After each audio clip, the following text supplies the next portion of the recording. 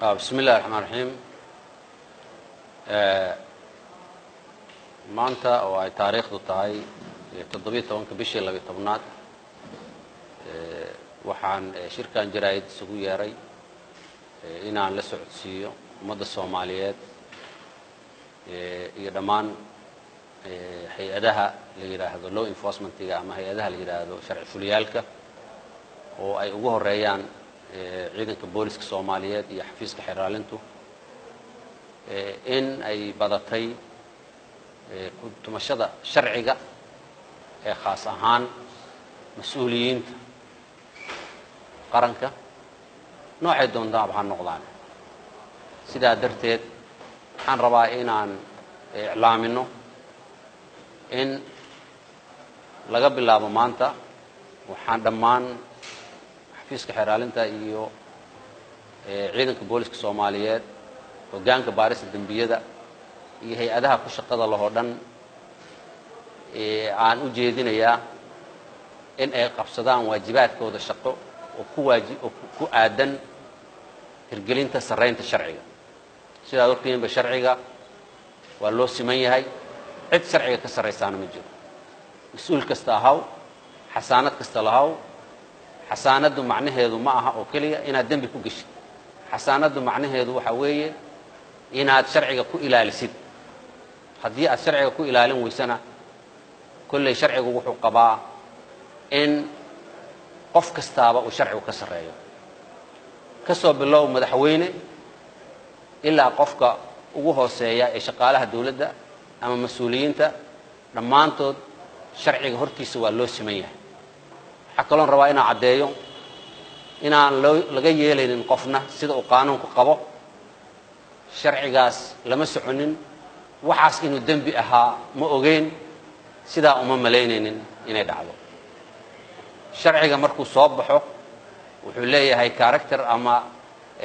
wuxuu leeyahay dabeecad inuu yahay dhammaan in la wada og yahay mar alla markii la soo saaro oo lagu soo saaro faafinta rasmiga ah sharciga waxaa loo ixtimaalaa inuu yahay wax la wada og yahay cid laga yeelayo waxaas inuu faldambiyeed ahaa ma ogeyn ma jirto sidaa darteed waxaan rabaa inaan caddeeyo in ay jiraan mas'uuliyiin xildhibaano maalmahan ayaamahan dambe ku mashquulsanaa duminta dawladnimada iyo qarannimada Soomaaliyeed ayagoo adeegsanaya dhaqaale ay ka heleen dalal ajnabi sidaa darteed ay laga maarmaan tahay in talaabada sharci ee ku habboon laga qaato qofkii uu ku caddaado faldambiyeed waxaan rabaa inaan sheego hay'adaha baarista waxay amar u qabaan in ay baaris ku samayn karaan si sharciga waafaqsan mar walba in ay baaris ku samayn karaan tuhun kasta oo faldambiyeed oo jira inay ku shaqeeyaan iyagoo sharciga dhowraaya ayagoo qaanuunka tixraacaya annagoo taa marayna annagoo halkaa ka duulayna darteed waxaan maanta golaha shacabka guddoomiyaha golaha shacabka iyo baarlamankaba aan u gudbinay qoraal caddaynaya 2 xildhibaan oo abaabul iyo sharci darro iyo qaran dumisnimo lagu eedeynayo caddaymaheedii iyo baaritaankeediina uu dhammaystiran yahay in ay xasaanada ka qaadaan si loo horgeeyo sharciga baarista dhimana loo dhammaystiro xildhibaanku xasaanad buu leeyahay laakiin dambiga excuse kama aha macna uu geli karaa faldambiyeed sidaa darteed golaha shacabka waxaan ka codsanaynaa si sharaf looga codsanaynaa iyo baarlamanka in xildhibaanadaas aan qoraalka ka soo saarnay oo baaritaanka ku socday in laga qaado sida uu qaabku yahay xasaanada laga qaado si sharcigana loo horgeeyo muxuu ahaa ii sheeg baaritaan dhammaystiranna loogu geysto labada xildhibaan oo magacyadoodu ay kala yihiin xildhibaan xasan macalin maxamuud iyo xildhibaan cabdisaabir nuur shuuriye labada xildhibaan oo baaris dheer kadib xafiiska ay u muuqatay in ay galeen faldambiyeedyo u baahan in baaris lagu sameeyo si marka baaristaas loo dhammaystiro isla markaasna haddii uu noo muuqato aan ku horgeyno maxkamadda awoodda u leh waxaan golaha shacabka iyo baarlamaanka ka codsanaynaa iyo gudoomiyahaba in labada xildhibaan aan magacyadooda sheegnay laga qaado xasaanadda kolley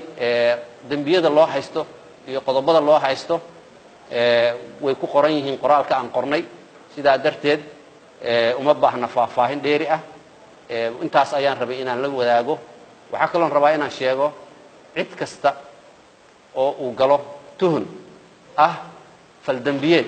mas-uul ha ahaado xildhibaan ha ahaado ama qof muwaadin ha noqdee in sharcigu uu tiigsanayo bahda saxaafadda waxaa soo badatay waayahan in saxaafaddu ay aad iyo aad iyo aad xadgudub xadka ka baxsan oo qaanuunka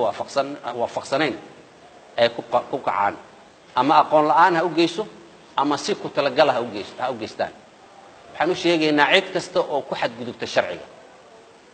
inta qaanuunka ku siiyey xor baad u tahay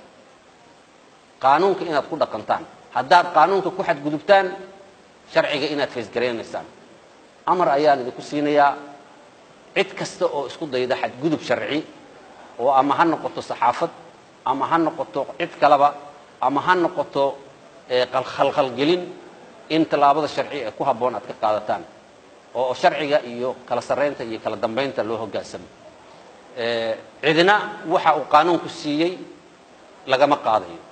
cidna laguma xadgudbayo laakiin ama ogaal ahaan la'aan ha noqoto ama ku talagal ha noqotay waxaa aad u batay inaan loo aaba yeelin ku tumashada sharciga sidaa darteed xafiiska xeraalinta iyo hay-adda booliska qaranka Soomaaliyeed khaas ahaan hoggaanka baarista dambiyada oo taliyaalkoodii oo dhan ay garab fadhiyaan waxaan ku waajibinayaa oo dhammaan maqlaya in ay dhowraan sharciga cid kasta oo sharciga ku xadgudubtana in sharciga la hor keeno aad iyo aad baad mahadsan